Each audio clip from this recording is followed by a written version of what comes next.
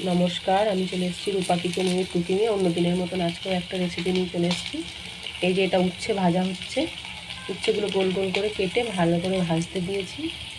আজকে কাঠে রান্না করছি অনেক দিন পর। এই যে বেগুনটা ভেজে নিয়েছি আগে থেকে, বেগুনটা ভাজা হয়ে গেছে। এবার উচ্ছেটা ভাজতে দিয়েছি। এই মাছটা নুন হলুদ মাখিয়ে মাছটা ঝাল করব। এই যে উচ্ছেটা ভাজা হচ্ছে, অনেকটা ভাজা হয়ে গেছে। ভিডিওটা আজকে এখান থেকেই শুরু করেছি। এই যে উচ্ছেগুলো সব ভাজা হয়ে গেছে, এবার এটাকে তুলে নেব। এই যে উচ্ছেগুলো সব তুলে নিয়েছি। এই যে মাছে নুন হলুদ মাখিয়ে নিয়েছি, এবার মাছগুলো ভেজে নেব।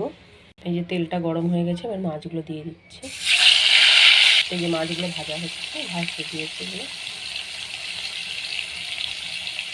এই মাছগুলো ভাজা হয়ে গেছে, এবার এই মাছগুলো তুলে নেব।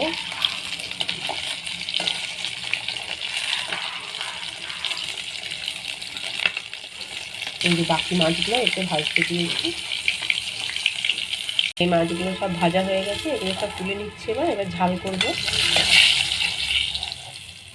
এবার মাছের ঝালটা করে নেব। যে গোটা জিরে ফোড়ন দিয়েছি, টমেটো কুচি, আর এর মধ্যে মশলা আছে। এই যে লঙ্কার গুঁড়ো, হলুদ গুঁড়ো, জিরের গুঁড়ো, আদা আর সর্ষে বাটা আছে, এটা সবটা দিয়ে দিচ্ছি। এই যে লবণ দিচ্ছি। মশলাটা ভালো করে ভেজে নেব। এই যে মশলাটা ভাজা হয়ে যাচ্ছে, এবার জল দিয়ে দেবো এটাকে।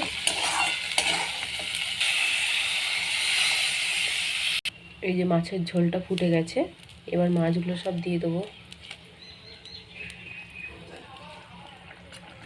এই যে মাছগুলো সব দিয়ে দিয়েছি।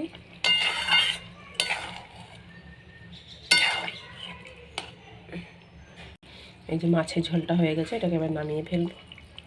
এই যে মাছের ঝোলটা হয়ে গেছে, নামিয়ে ফেলেছি। খুব সুন্দর হয়েছে আজকে বেগুন ভাজা, উচ্ছে আর এই যে মাছের ঝোল। এটা হচ্ছে জ্যান্ত রুই মাছের ঝোল। ভিডিওটা প্রথম থেকে শেষ পর্যন্ত দেখবেন, কেমন হয়েছে অবশ্যই কমেন্টে জানাবেন। ভালো লাগলে একটা লাইক করুন। আশা করি আজকের রেসিপিটা খুব সুন্দর লাগবে। পরের দিন আবার একটা নতুন রেসিপি নিয়ে চলে আসবো। আজকের রেসিপি এখানেই শেষ করছি।